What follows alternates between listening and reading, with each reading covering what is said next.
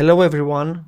Welcome to the Across Border podcast, a podcast where we discuss topics such as migration and refugees. Today, in this episode, we're having two very special people. We have Iuliana and Yulia, both of them working in the humanitarian aid in Romania. Today, we want to discuss more about the Ukrainian Community Center, the so-called Ukrainian House, and how this center is involved in managing the refugee flow from Ukraine in Romania. So, welcome. Thank you so much for being here today. It's really a great pleasure to have both of you. It's the first time we are having this double host type of situation, so it's a new experience for us as well. I hope we will not destroy it. I hope it's going to be a very nice experience for both of us. Let me start with you, Iuliana. Short description of yourself and what you do, and how you started, and what are you doing in the Ukrainian House. Hello everyone, and thank you for having me here today. I am Yuliana Niga, and I am the project coordinator of the Ukraine House and the executive director of PATRIR. PATRIR being the Peace Action Training and Research Institute of Romania. How did I get to work here? Well, I think I was quite lucky, if I can say so, due to the circumstances. I've just finished university, and I was, of course, like everyone, looking for a job. The war in Ukraine already started, and PATRIR got this project funded by UNHCR, and they were looking for people that can actually implement it. I was really curious about it, and I wanted to try my luck, mostly because I am ethnically Ukrainian. So I just wanted to.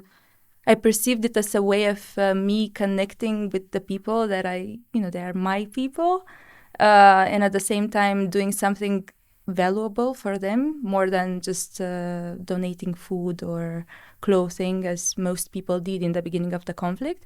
So I applied as a hub coordinator.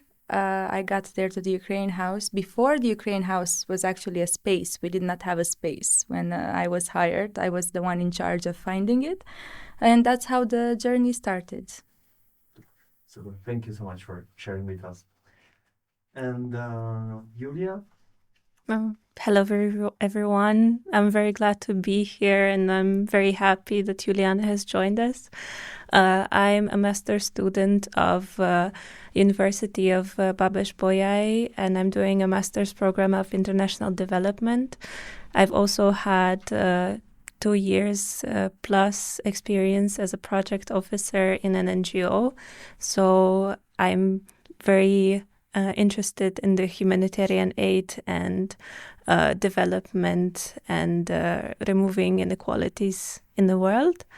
And I am a Ukrainian refugee myself, and I've been multiple times in the Ukraine House, and I cherish that place deeply. And I'm very happy that Juliana has joined us to tell more about that wonderful project.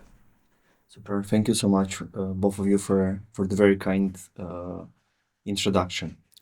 My first question would be, as we gather to talk mostly about Ukraine House, I know that there is a lot of projects from PATRIR related to peace action, but we're mostly interested about your project related to Ukrainian refugees. So maybe you can tell us more about it and how you balance the immediate humanitarian aid with long-term integration within your project. So when the war started, a lot of people went to PATRIR to try to offer their donations to our organization, even though we didn't have a dedicated project for the Ukrainian community. But because our organization has been active since 2001, I feel like a lot of people knew us or trusted us. First, we did this on our own, going to the border as volunteers, trying to support the Ukrainians coming in. And then we applied for the projects that later created the Ukrainian House. I mean, two Ukrainian houses. We have one in Cluj, and we used to have one in Sighisoara that unfortunately closed last year. And also the Ukrainian Education Hub, which is a nice project to be mentioned, even though I was not directly involved in it. It was a project through which we created a school for Ukrainian kids from the first grade until the 11th grade. And we also had the element of kindergarten at one point, with Ukrainian teachers following the Ukrainian curriculum, trying to give them access to their education as they were used to have it before. Okay, good. If I can jump into the discussion. So you mentioned many people coming to PATRIR with all kinds of support, right? I guess including housing, hosting some For Ukrainian sure, yes. refugees. What many people did back then was to help people move inside the country, going to the border, picking them up, and helping them to reach various parts of Romania. So why PATRIR? Why do you think why not other institutions? Might be official institutions or other NGOs. Was it one of the few organizations working in the area, or maybe this was one of the.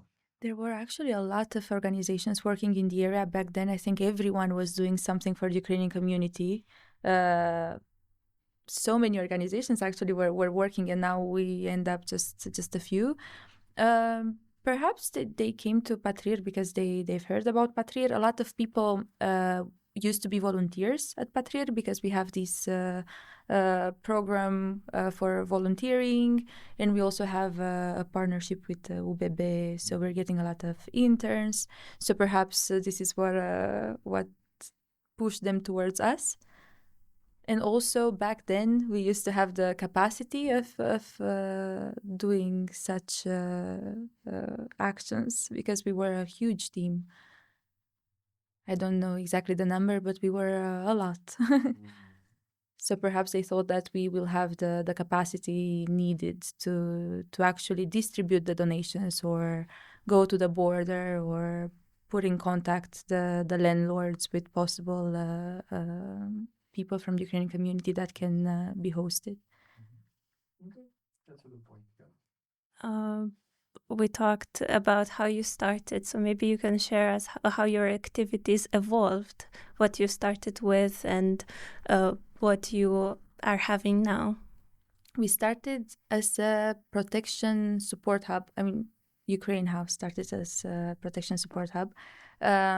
First, we offered legal advice because that's what was needed. And of course, support with the documentation to get a temporary protection. We helped them with housing. We provided psychosocial support, individual and group therapy. We had language classes, both English and Romanian. And then slowly but surely, we ended up in becoming a community center and being mostly focused in giving space for the people from the community to actually implement their own activities and their own ideas. Because after we started working and we started receiving a lot of beneficiaries, we realized that most of them have so many great ideas that actually need a place to be expressed. And we wanted to be that place for them. Super interesting. What is a community center exactly? If you can say a few more words. Is there anything else besides providing a space for implementing their own ideas, or? So we support them with everything that's needed for implementing the ideas, material, space, advice, and so on. But most importantly, I think we became a community center when we allowed the people from the community we serve to be the ones that are actually shaping our activities and what we're doing. I mean, we did this in the beginning, of course, before we launched the project. We asked the community, we did a needs assessment, as everyone does. But then we allowed them to take leadership and ownership of the space. We were actually laughing at one point that, of course, when people started implementing activities, we started distributing keys to the Ukrainian House. And we were laughing, how many people do you think you have to call to get to a key of the Ukrainian House? And we realized probably 2. Even if you know no one from the Ukrainian community, somehow you can get to a key to the space. So I think that's what makes us a community center, the fact that the people are the ones leading. Mm-hmm. What kind of people are coming there? Is it, I don't know if representative is a good word, but somehow does it represent the Ukrainian community? Are the usual suspects, women with kids? We have all kinds of beneficiaries. Of course, we mostly had women with kids, because I think there are a lot of women in Cluj, at least, because in Romania I know it's 50-50, I think. Right now, yeah. But we have a lot of elderly also.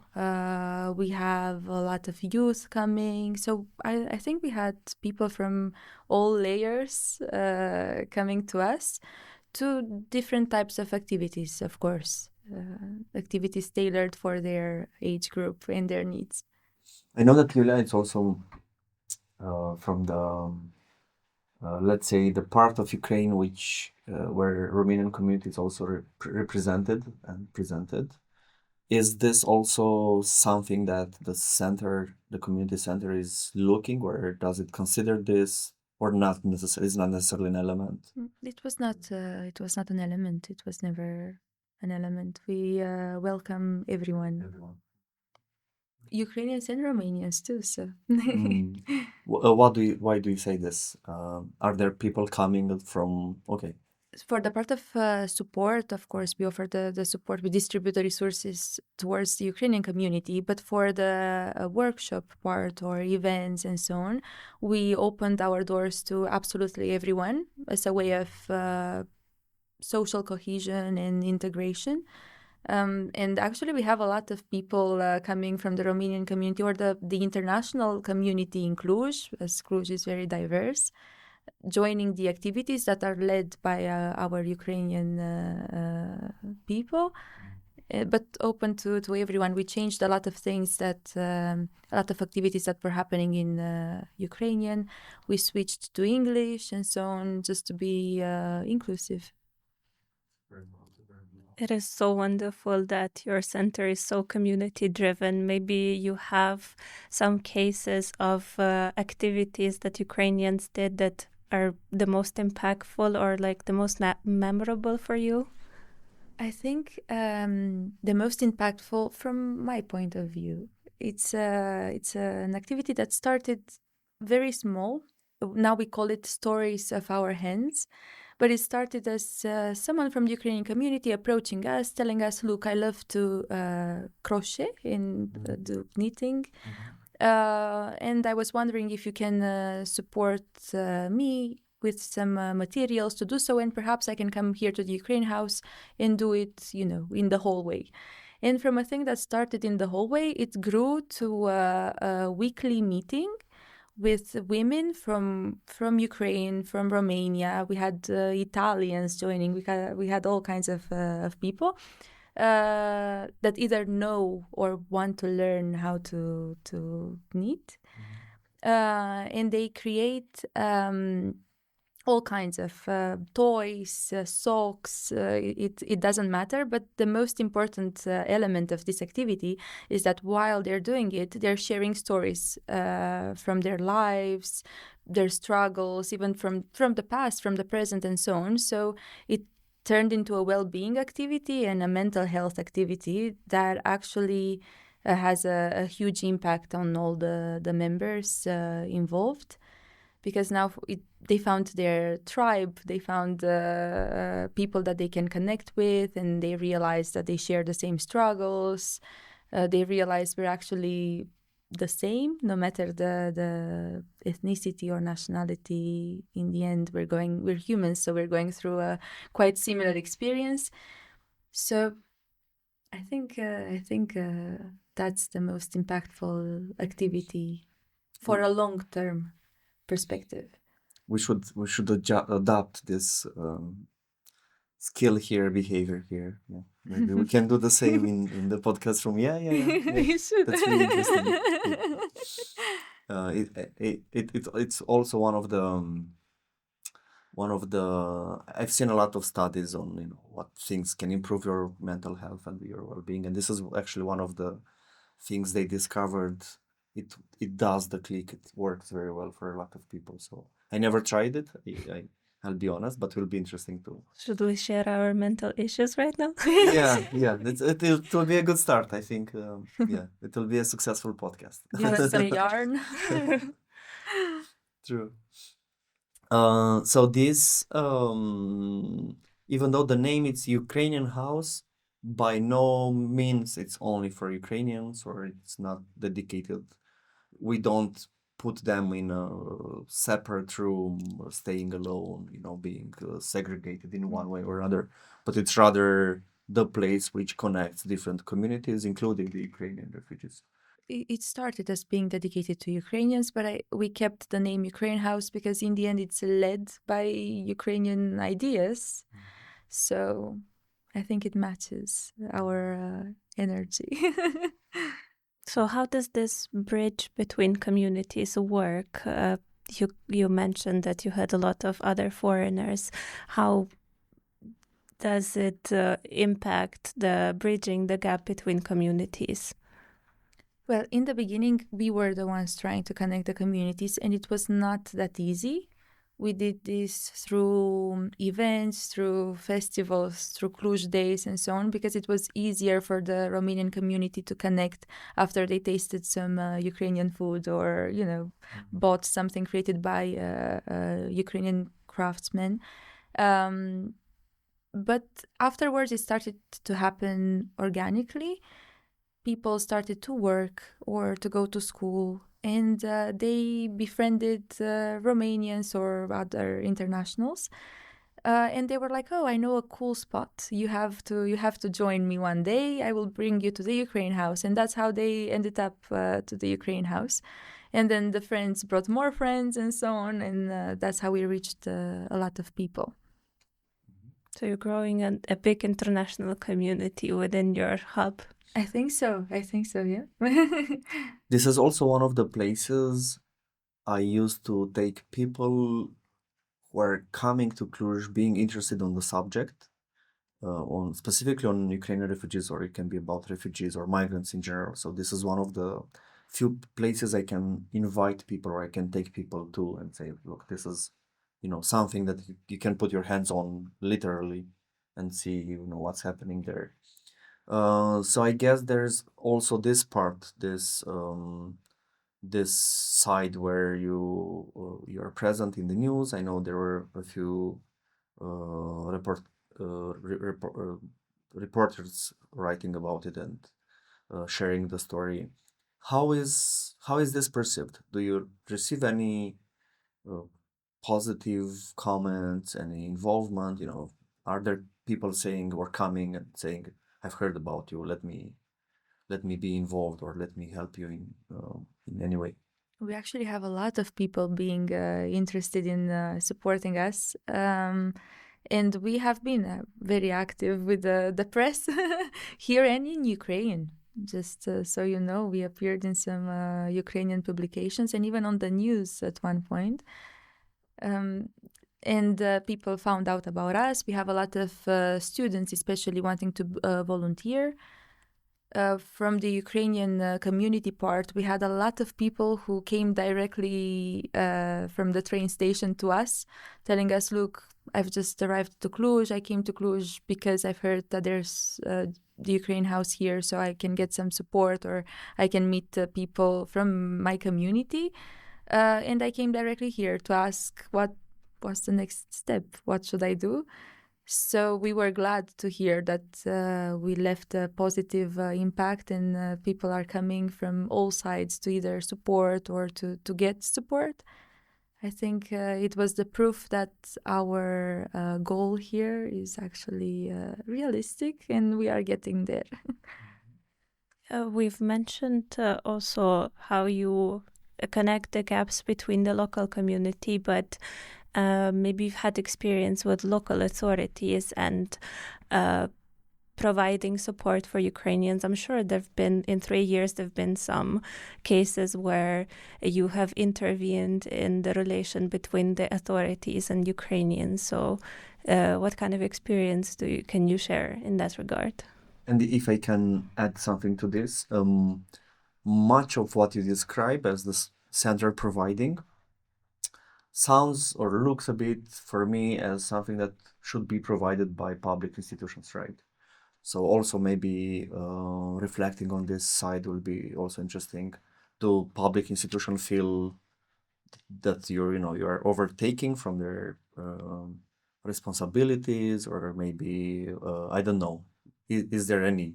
Not, I wouldn't say jealousy, but any discussion in this regard? I think we worked very well with most of local authorities, especially with the city hall. They were our big supporters from the beginning. They were always very involved and very happy to showcase our work. We had our ups and downs, of course, but the general feeling was that everyone was supportive of what we're trying to do, and they did not try to sabotage us. They were actually happy that we took away some of the burden that was left on their shoulders, especially because we all know that they are understaffed, and this was a type of event that Romania did not expect, and Romania was not prepared to receive such a big number of refugees. So no one knew what to do, how to offer support, how the documents should look like, and so on. So we went through through a roller coaster of emotions, and not only emotions in the beginning. Trying to figure out how things should look, when they should apply for support, to who, and so on. But overall, I think we had a collaboration with most of local authorities. Which is a bit of a surprise, right? We know about public institutions in Romania not necessarily being interested in topics like this, not being very willing. I mean, I know. even sometimes they do the sabotage, things to put you barriers. So that will be also interesting to discuss. Is it something specific to Cluj, maybe? It is. That's what I wanted to add, because we were meeting all the partners in Romania, all the people working for the Ukrainian community, and we realized we were quite special in what we were sharing, because the people in Cluj and also in Florești, because in Florești there's a big community living, they were all very welcoming to us and to the Ukrainian community. Actually, in Florești, we had a member of our team going there every month for 5 days to support with the documentation needed for the financial aid during the time the government, yes. So if everyone had a question, they knew that there's a person from the Ukrainian House there to support the people coming to fill in the request. This sounds a bit like a classical joke in Cluj. So people will say I stay in Cluj, but actually they stay in Florești.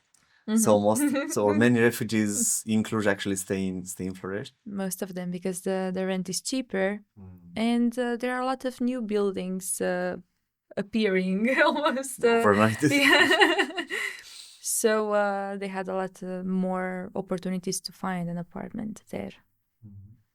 Now that you mentioned your colleague going to the Florești City Hall, I was also volunteering the ASM Cluj trying to support also with the, when the 50-20 rule was changed, so there was a long queue of people waiting there.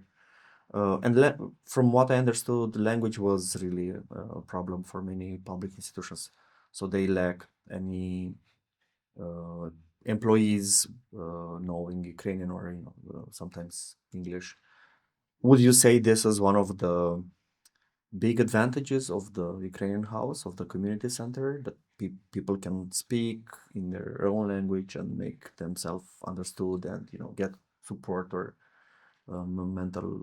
mental health support? For sure, the language barrier is always the biggest barrier that can exist, especially in terms of integrating into a new space. Uh, we offered also translation and interpretation services with the people that, I don't know, had to go to the doctors and so on. We were going with them to try to cover the gaps, because either the beneficiary was not speaking English or the doctor was not speaking English, or none of them. So I think it was like a breath of fresh air for the people to actually come to the Ukraine House and speak with someone that can support them and give them proper answers that are rooted in the legislation or so on, but to speak in their language and do not feel afraid of the fact that things can get misunderstood or misinterpreted, and then in the end they will get the problem will still be there, or perhaps a bigger problem will be created. My next question goes also towards you. I don't know. I know you don't represent necessarily the community overall, but from the stories maybe from your own experience, um, do do the community think we did enough as a society?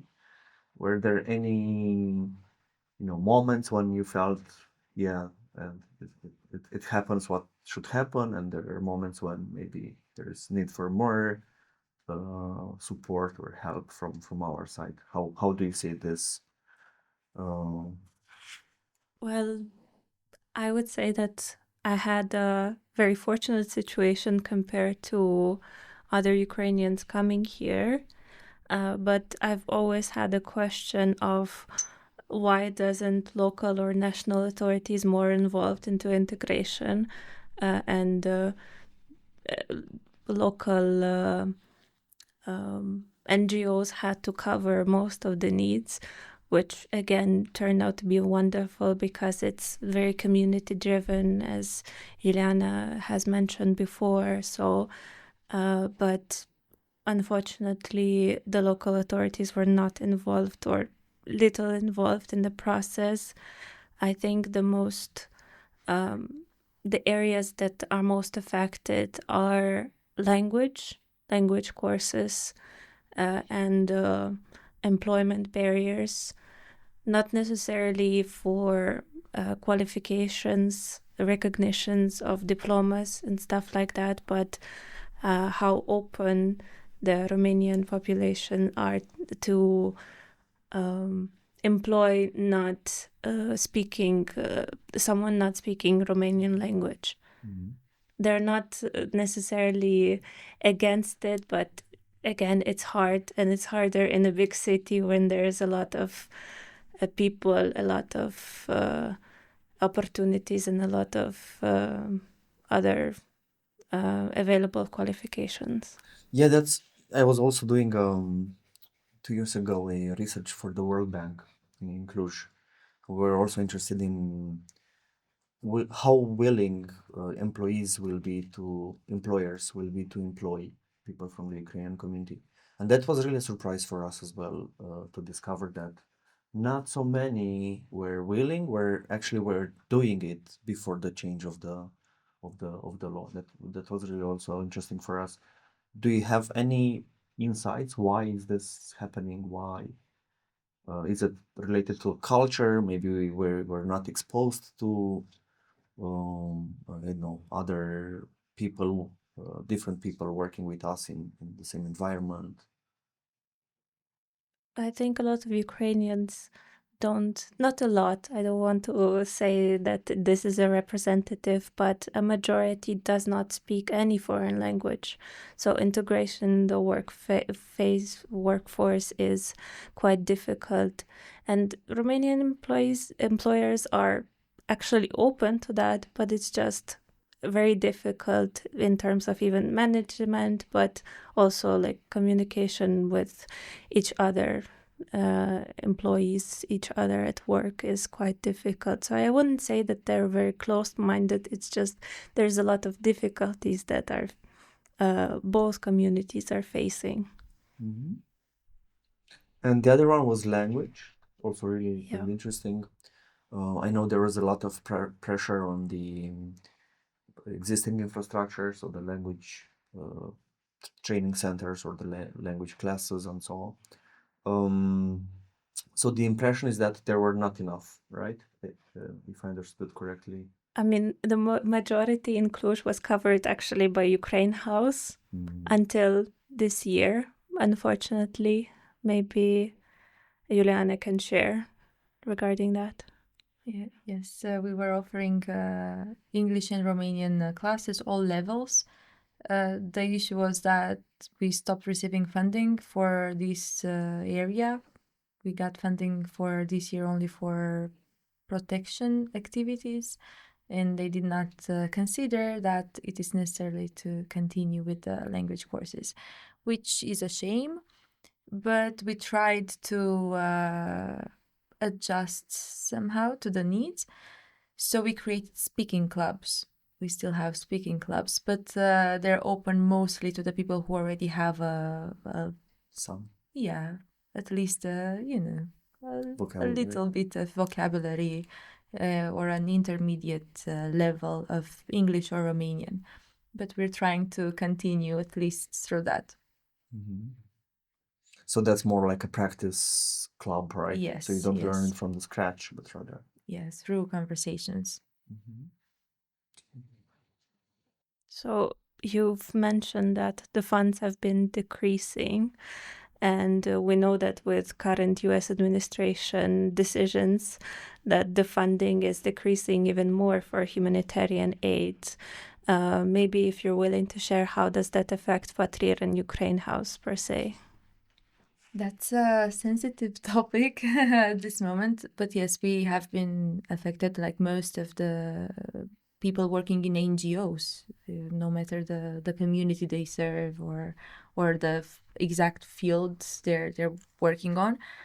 We had a lot of cuts this year, and unfortunately, we think we're trying to deny it, but we think we will have to close the Ukrainian House because we no longer have the financial capacity of maintaining it. We have the staff, we have the beneficiaries, but we do not have the money as it requires a lot of resources. We tried to find other donors, companies, or even to try to attract small donations from people, like the 3.5% or the 20% for the companies. But it's going slow because I think we're all in a situation when we're unsure of how things will evolve in the world. So perhaps people are not that open to support other people in need at this time. But we're trying to be optimistic because we realized that we went through a lot of hardships in terms of funding all throughout the last years, and in the end we managed to find a solution. So who knows? Perhaps we will be open next year or in 10 years also, and we will have this conversation about the Ukrainian House in 2035. Maybe it's going to be Ukraine-Romania House. It might be.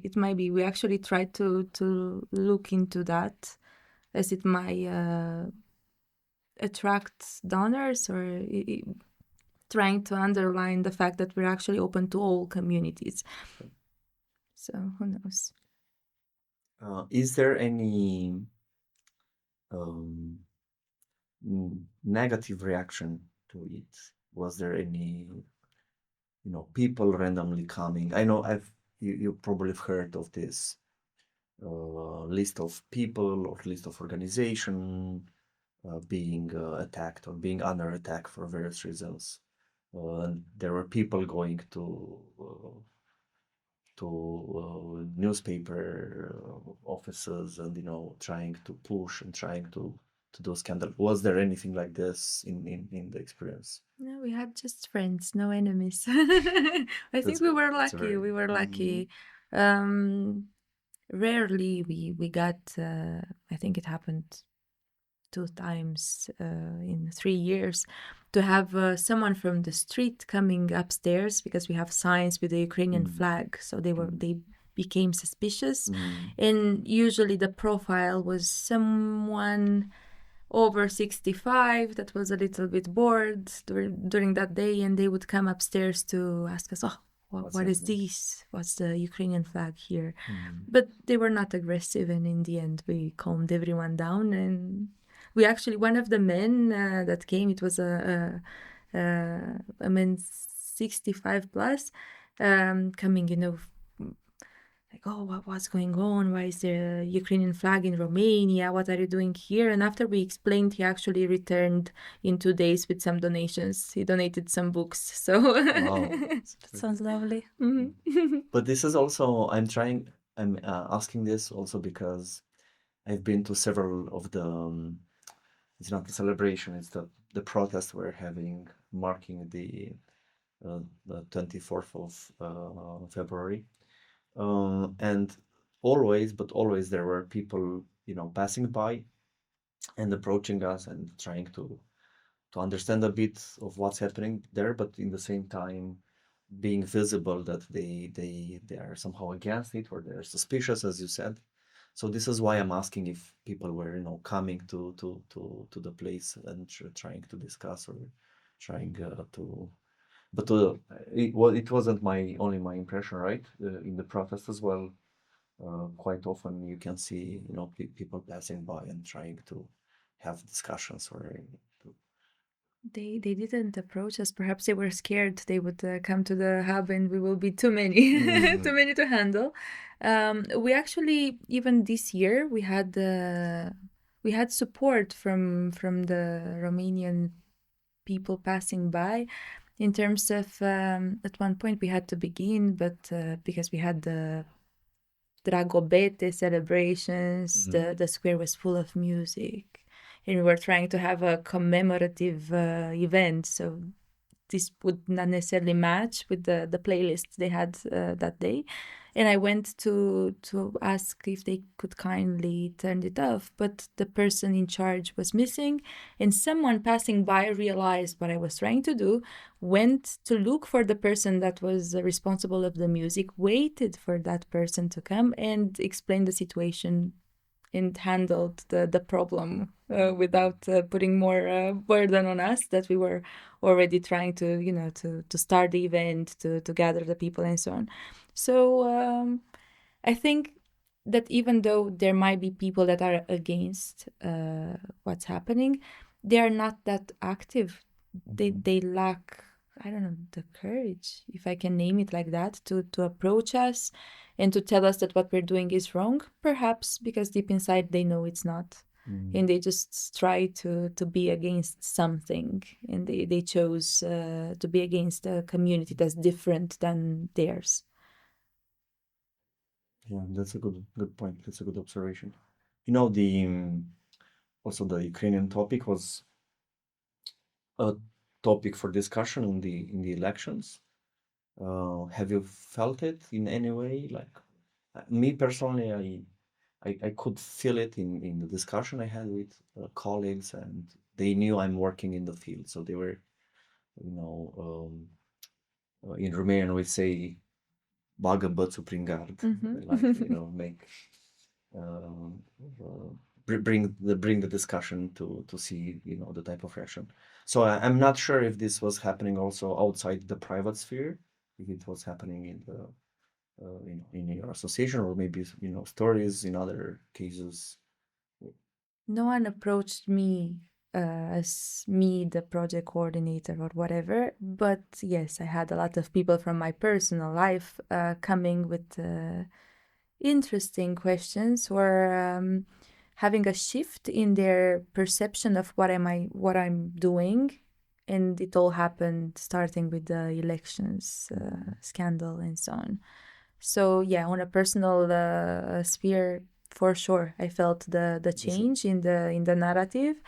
But on the professional side, fortunately, no one tried to express their dissatisfaction or so on. Have you felt some tension with the elections within Ukraine House? Like, were Ukrainians concerned regarding the outcomes of the elections in Romania? They were. Everyone was asking questions. We had a lot of people from the Ukrainian community actually joining the protests, which was very nice. We really felt supported and seen as Romanian citizens. It was a good feeling to see that we gathered a lot of people there, even from other nationalities, that realize what's happening and the importance of doing something about it. So this support goes both ways. First, you support Ukrainians, then in the times of crisis, I guess they support you as well. Exactly. And it was, we knew that we could rely on the Ukrainian community, but it was reassuring to see it. And it was reassuring to see that other people will also see it. They even came with the Ukrainian flag at one of the protests. So I've seen it, yeah. Was it the same feeling in the community? It was shocking. I guess it was shocking for Romanians as well. I have like family and friends still asking me, so what's up? How's it going in Romania? Because nobody expected that. And from Ukrainians, it is in Ukraine, I would say that it is seen like Romania is doing well because the candidate was not approved for the elections, but it is so much different experiencing from here and listening to Romanians' perception of the democracy that they're living on. And the same is happening with the Trump administration and the type of discourse and the type of activities and behavior they're having. Do you have the same type of feeling right now? I feel that in the beginning, people were not, they were just barely mentioning what's happening there because we always relate to the States as something very far away that might not affect us. But it started to affect us, especially the Ukraine House, because our funding was from UNHCR, and we all know that the biggest donor was the US. So with them cutting the funds, we realized it's a problem, and we realized that we are affected a lot, us here and the Ukrainians in Ukraine. So I also feel the tension regarding the Trump administration. But I think it's even worse because you cannot do anything to change it. At least with the elections in Romania, we felt the tension and we knew how to act, and we acted upon the negative feelings that were building up, and we changed something. But now we're in a situation that we just cannot do anything. Yeah, there's not much. I mean, you can protest, but For what? Towards what goal? It's a different story than the Romanian one. I think it's the outcome of the secularity of the world, increasing secularity of the world. I think that the tendency is becoming more divided within the politics, I assume. I hope that people are not reflected by it, but yeah, the future, we'll see what happens. So both of you are quite young, right? And how is this very chaotic world feels? And I don't know. I guess it has a different meaning for when you're younger and you're building your career and all these changes and cuts. And I mean, how do you perceive it on a personal level? I feel that things are moving too fast, and I'm trying to keep up with everything. And sometimes I feel overwhelmed, most of the times lately, to be honest. um, but it is what it is. Actually, I think it's not just a negative aspect that we're young and going through this such a young age. It also gives us courage to be more, to be there, to be involved, to have a loud voice, because we know that it's our future that's being discussed, and we cannot say, oh, well, I still have just 5 years until I retire, so perhaps I should not bother. We're really fighting for everything. So, yeah, overwhelming. If I have to use just one word, it's overwhelming. I guess it would be the same for me. It's a difficult experience of becoming a refugee when you're 22. But I guess I'm trying to see the positives, and that's why I'm very lucky to have advanced in my career, and now also joining university to. I think the goal would be for me that whatever happens now happens, but we have to work for the future, and that's what I'm trying to do. But yeah, knowing that there's a lot of hardships in the world and funding decreasing, would you see the future of PATRIR and Ukrainian House would look like? Well, that's a good question. So, in a way, I feel that the future of PATRIR became very much linked with the future of the Ukraine House, because most of the people at PATRIR work at the Ukraine House. We went through a mix of emotions lately, starting with the cuts of the funding. And now we're trying to be optimistic, and we're trying to look towards other ways of fundraising. And even if it will not be possible, let's say, to keep the Ukraine House open, everyone is very loyal to the cause and to the organization and so on. And we hope that even if it will not happen this year, perhaps next year someone will replace the US as the biggest donor, as it should happen. And perhaps new funding opportunities will arise, and we will reopen, or we will restart the operation. So for sure, we're going through a really unstable period.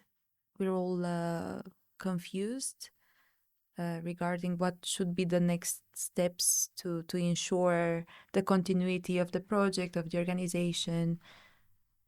But we just realized that we cannot be sure. What we can do is to give our best and to try. And I'm happy to have a team that is willing to do everything it takes. Is this the only community center for Ukrainians or for other refugees in Romania? There are some. There is one in Brasov. Actually, I don't know if it's still open, but there was one Katia Center, it was called, in Bucharest, in Iași, in most big cities. There was a center for giving support, but we always try to brag about ourselves that the difference between us and them is that I know it might sound superficial, but I think it really impacted our activities, is the fact that we are located in the city center. So we are so accessible for everyone. We're close to the city hall, we're close to the social services, we're close to schools and so on, to the hospitals. So it's easy for people to actually come and reach us. Whereas in other cities, I know that they're a little bit remote. So only some specific categories can actually join the activities. People who have a car, or people who can afford a bus ticket. And that's not everyone. You actually have a very good point. I visited all of this that you mentioned. We did some research on where they are located and what they offer. But let me add something even more interesting. You're right that they were a bit outside of the city center, but now most of them were relocated again, even further away from the city center. So the same happened in Bucharest, the same happened in Brașov. So it's a super valid point, and also speaks about a lot about how important we think, centers like this are. So it's a powerful symbolism there, right? In the type of power relation we're seeking in this. And I feel that perhaps other organizations didn't perceive it like that, but we thought that if we would get a space in a neighborhood far away from the center, of course the rent will be cheaper. Perhaps we can even get a bigger place or a more modern one or so on, but it will just lead to separating the communities. It would be like, okay, so we have the Cluj people living in the center and doing their activities in the center, and then we have that community, that Somewhere. community somewhere in Iris, or I don't know, In Florești. in Florești. And I know that it's a thing, it even happens with the social classes. We tend to remove the people we do not want to see in the center. We want to remove them from the center. We actually wanted to do otherwise and to show the Ukrainian community that they are welcome here and that they deserve to be treated with the same respect as someone who was born in Cluj. And that they can have an easily accessible community center, not one far away, outside the eyes of the people from here. That's a wonderful point, and a discussion. I know we're running a bit out of time, but we will condense the episode. What would you say? What will be the answer for someone saying that? Why is PATRIR doing all this effort and providing all this support to the Ukrainian community and not to the local community? As you mentioned, Romania is a place of inequalities. We have, our own groups in vulnerable situations. They also need maybe not language, but all the other type of support PATRIR is offering to the Ukrainian community can be provided to the local community. And this is a type of discussion that I'm very often hearing in an institutional setting, so coming from people working inside the institution. And quite often I'm blocking myself. I don't know what I can say here. I mean, for me it's very obvious why we do this and how is this related to us as human beings. But I'm curious how you think about this. So, firstly, I will have to add that we actually supported, we had a lot of projects for the migrant communities, all kind of migrants from everywhere in the world, especially Middle East and Africa. We are doing things for the Romanian community, but mostly in terms of education. But we had a lot of resources going towards Ukrainian response because that was the biggest need, even though many Romanians, not many, again, I tend to generalize, but some Romanians could not realize that it's not just about the Ukrainian community, it's about the fact that we have a war at our borders, a war that can escalate and then affect the entire world dynamics, even more than it already did. So we had to offer a hand of support, especially if we were able to do so, because we would like the same to happen to us in case we are in need. And keeping the Ukrainian community safe and keeping them here is not just a waste of resources. Actually, based on my personal and professional experience with the community, we had so many people so gifted and with high studies and so on that can actually come here and teach us things or or help us even become even stronger in all senses. We had people opening businesses here that are successful, and they showed us a new model of doing business, because Ukrainians are really good entrepreneurs, I can say that. We had doctors coming in. We had all kinds of people. Usually people tend to imagine a refugee as someone poor with no education, and but it's not the case. A refugee just refers to your status because of the political situation in your, or the war, the conflict situation in your country. It doesn't refer to your status in any way, shape, or form. So we actually got a treasure coming inside our borders, and we have to be willing to be open to receive them, and to ask them how can we work together, how can we improve what we're doing. So it's up to us to make the most out of this situation and context. For sure. And if we're open to do so, I think we only have things to gain, nothing to lose. Maybe from your experience, what kind of changes should Romanian authorities do to prioritize better integration support mechanisms? So I think we need a national strategy, because I felt like in every county there was a different approach. So for sure, a national integration strategy, and they should try to give some resources to long-term housing, to proper language classes. We have some, for sure. We have some language classes that are offered by the inspectorate, but they're too. I don't know exactly how many, but they're not enough for the demand, and they're not covering everything, and they're happening at a specific time when people are either working or in school and so on. I think it would be important to have a different approach to the people, to the kids going to school, because I know that in the beginning they could only go as Listeners. And Attendees. Yeah. attendees. What can you listen? What can you attend when you don't understand a word they're saying? I've heard some Ukrainian kids saying that even math started to become a different language, just because it was taught in Romanian. So everything started to be confusing, even though it was about numbers.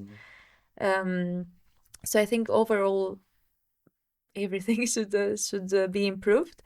But I'm quite hopeful that things will change in the future, because Romania actually did quite well, taken into consideration the fact that we never experienced something like that.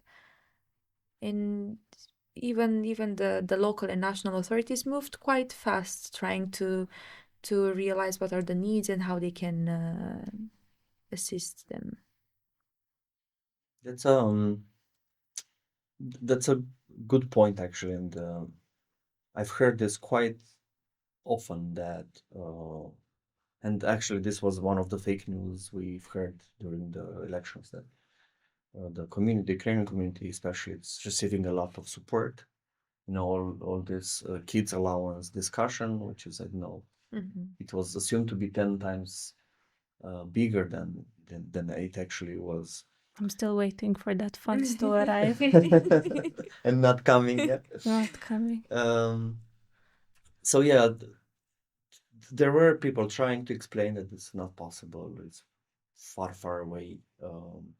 So can we say a few words of what is the type of support that the community is receiving right now, and if it's helpful in any way? I mean, we're talking from one of the most expensive places in Romania, so I'm not really sure about the numbers right now.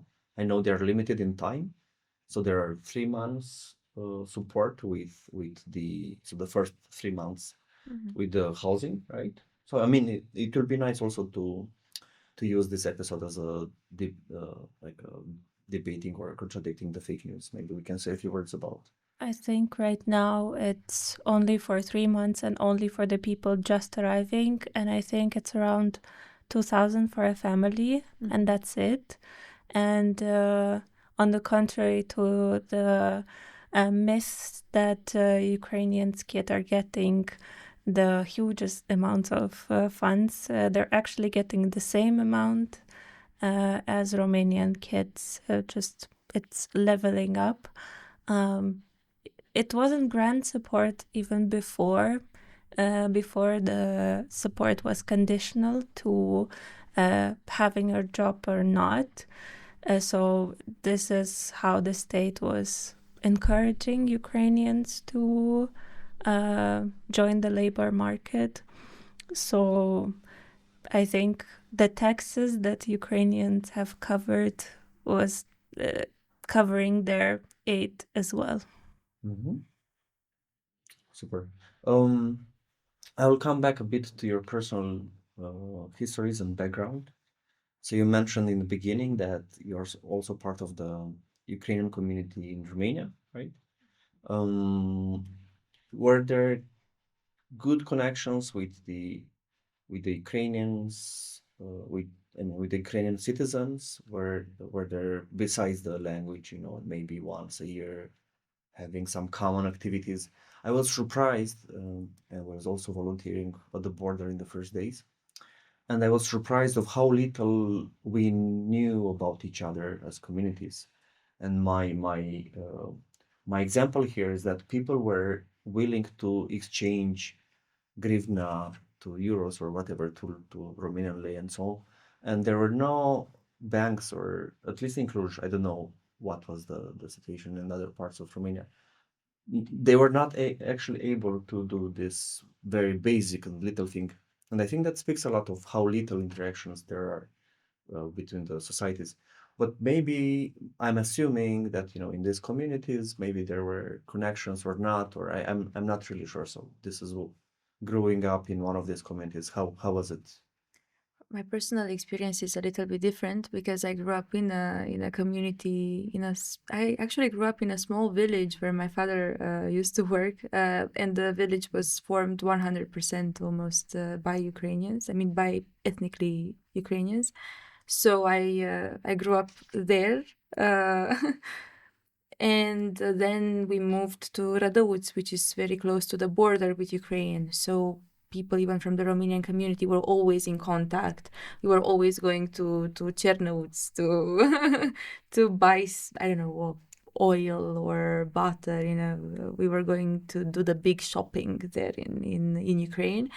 So people kind of had a tendency of being aware of the neighbors and the cultures and the food and everything. So for us, even when the conflict started, I know that where I'm from, people had a different approach. People received the Ukrainian community as their friends, not just as people coming in. It was a different dynamic. But for sure, in other parts of Romania, I assume no one was quite interested in knowing exactly how Ukrainians live, and the other way around. For the people who are living in Ukraine but closer to the border with Romania, they're very much informed in everything that's happening here. But if you go further away from the border, there's no interest. The dynamic changes, yeah. So the same question for you. If you were in contact with as you said, of what's happening in Romania, if there were any specific things you knew or you found interesting about this part of the Carpathian Mountains. I didn't know much about Romania before coming here, to be honest. I had the stupid stereotypes about vampires and stuff like that.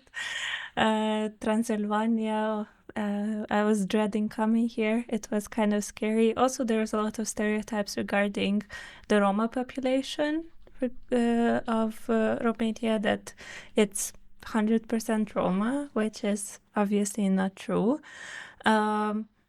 I haven't lived close to the border. You've mentioned that I come from Chernivtsi. I was born there and my family is from there, and maybe you can ask them that question. They had more experience of Romanians, but now, like, I talk to my grandma and she says that, oh, I remember a couple of Romanian words. I had a Romanian colleague. She's like, I'm calling her. She's like, Bună ziua.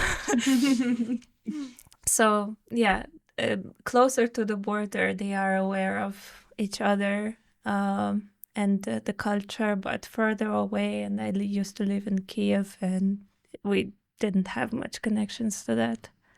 This is why border spaces are wonderful, right? I mean, they For sure. mingle and mix all these cultural things together. Yeah. A fun fact about this Ukrainian knowledge about Romania. After the war started, and Ukrainians from Ukraine were aware of the fact that their families are being supported by Romanians, they started to become a lot more curious about us, because it happened to me multiple times to go to Ukraine while recently. And to speak on the phone on the street in Romanian and so on, and someone to hear that I'm speaking Romanian and to come to me, to approach me and to tell me something in Romanian that they learned from their wives or their kids who are now living in Romania because they had to flee away because of the war. And it was interesting to see their happiness to share that they know something, and they were so thankful of all the things that Romania is doing for them, even though we're not doing that much. But I think it's worth it to mention that now we are more open to each other as communities, especially because we are actually culturally not that different. Oh, absolutely.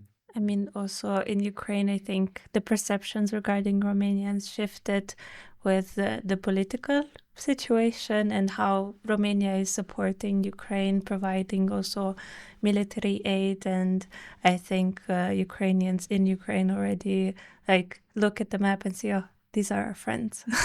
I think I saw the news today that there was some sports match and there was a ban for a minute of silence for Ukrainian soldiers, and Romanians, there were Ukraine against Romania, and the Romanians, they agreed to do that despite the ban. So the friendly gesture to each other.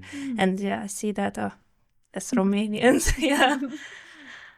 Yeah. So yeah, moments like this really show the type of attitudes. I totally agree. Maybe to finish up, if you can share how listeners or viewers of this podcast can support Ukraine House and PATRIR. So if you liked what we discussed today, and if you're more interested to learn about our mission, if you're from Cluj, we're waiting for you at our hub, situated on Napoca 25, first floor.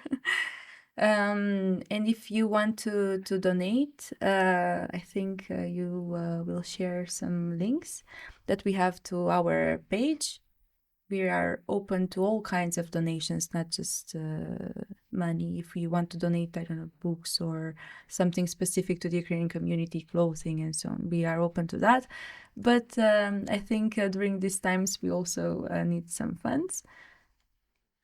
You can donate directly or share 3.5% of the taxes until May. I think until the end of May, you can still fill the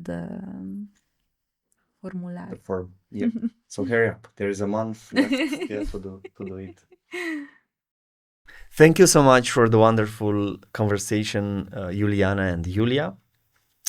I hope you liked it as much as I did. I have to be honest and say that this was a great conversation. In case you are interested to learn more about the type of work Yulia and Iuliana are doing, please see the links and description of this episode. There you can find a bit more information about the some of the institutions, some of the campaigns they mentioned during the conversation. To learn more about the type of research and the type of work I'm doing at the Center for Migration Studies, also see the description where you can find some materials related to the discussion we had today.